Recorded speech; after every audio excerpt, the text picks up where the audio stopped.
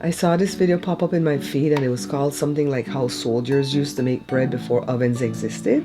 So you know I have to give this a try, right? You're watching the Bear Pantry Show. So far I've put warm water, yeast, and now the sugar from the allotment of sugar. We're not going to put the salt yet because that's going to retard the activation of the yeast.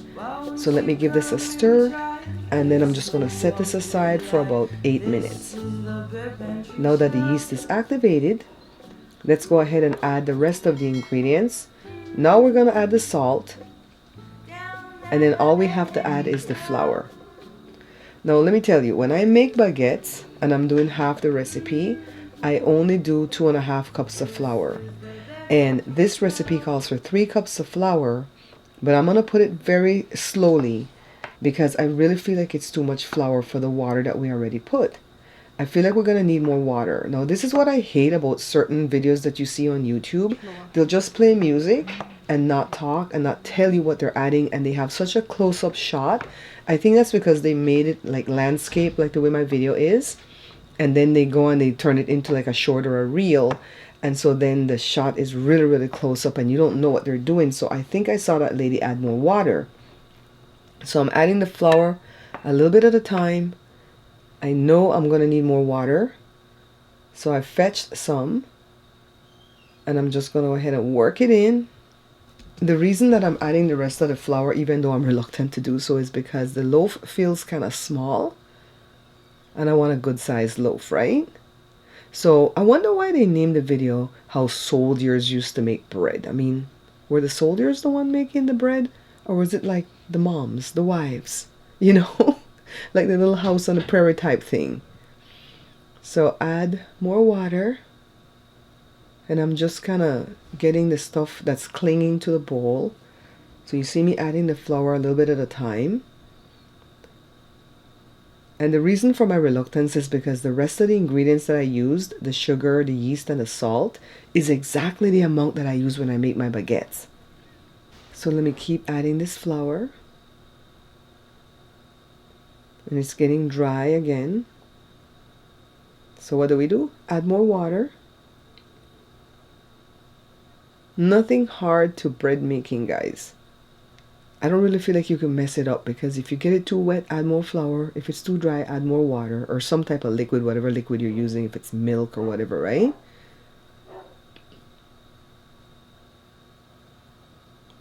Okay, that's feeling good, but I still have more flour in this bowl.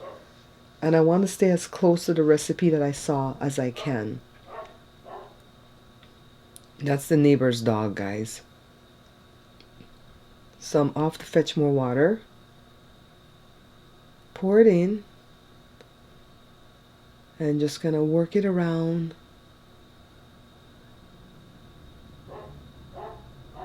Okay. Put more flour.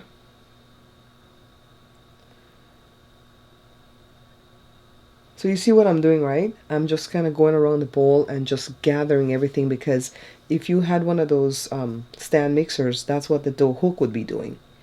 Just trying to go around and gather everything. So I'm trying to get this stuff off my fingers. Sometimes it's best to put some flour to get it off your fingers. Okay, this is feeling pretty good. It's moist. So now I'm going to get it out and roll it on the countertop so that I can knead it until it's smooth.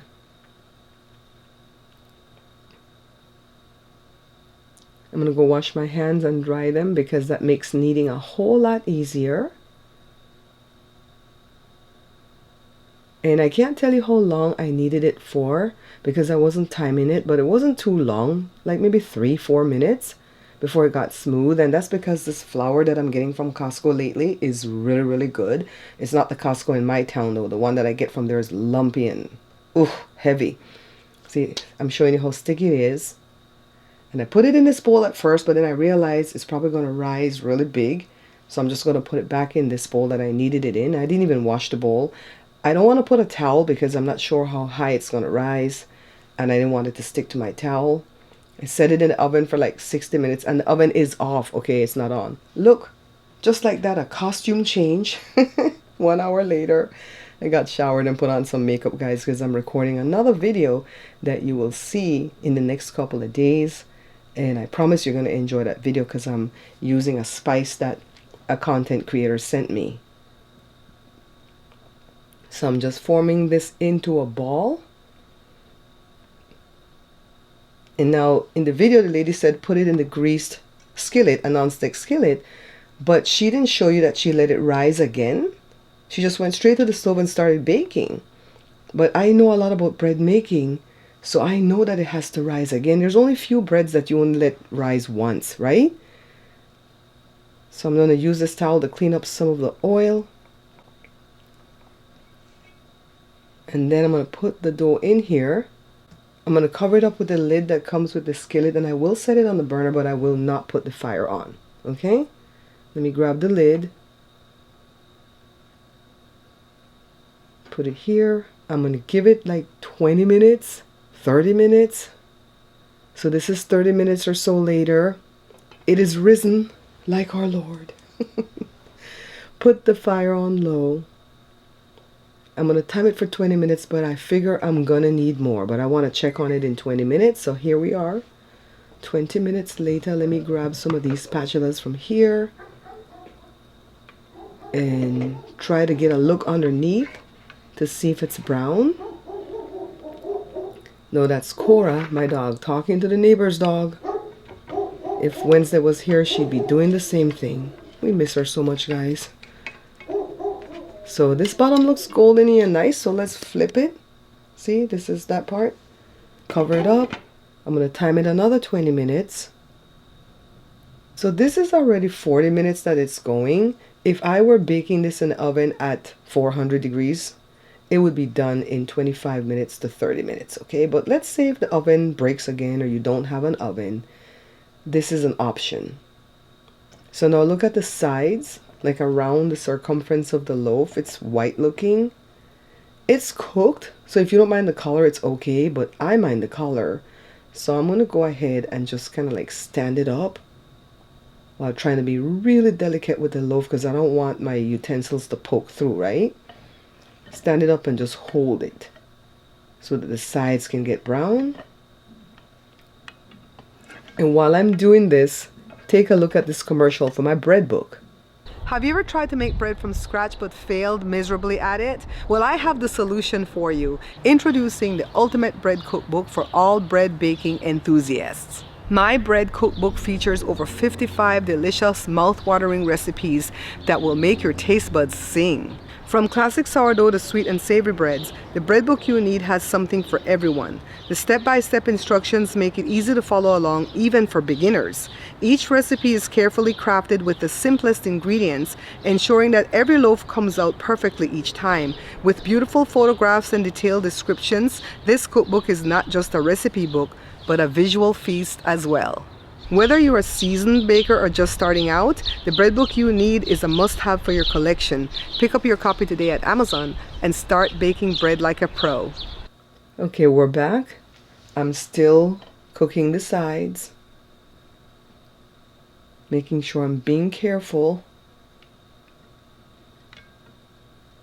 Man, it's really hard to grab with this bamboo stuff here. I really can't hold it with my fingers for too long because it's hot, as you would imagine. So we're just going to go around and around.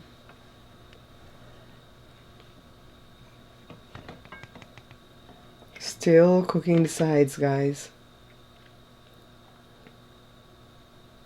This is too much. But I'll try anything for you guys. Joe's like, turn that sucker over again. It looks too white on that side. He has a thing against white looking bread, guys. For the next 20 minutes. So it took an hour. An hour while Joe's waiting for breakfast. And I'm like, why are you waiting on this? I don't like when I'm testing recipes for the first time on camera and he's sitting there waiting in the wings to eat it for breakfast or lunch because it might not come out good. You might be disappointed. You know? And I'm like, I'm testing on camera because it's too expensive to just test these recipes off camera and then still have to do them again. I love the way it sounds with the knife going through it. All right, I see you. It's cooked. Yes. Honestly, guys, the bread was pretty good, but it just took too long to bake on the stovetop. It took a whole hour, but I suppose like if you go camping or something and you want to make bread, you can put that in a skillet on your little propane thing and you can make some bread, right? But I'm gonna do that same bread again. Well, I told you guys it's my baguette recipe, but more flour, right? So I'm gonna do that bread again and put it in the oven and see how much more it swells, right? And see what the inside looks like. So thank you guys so much for watching. Don't forget to like, share, subscribe, and all that good stuff, and I'll see you guys in the next one. This is the Bare Pantry Show.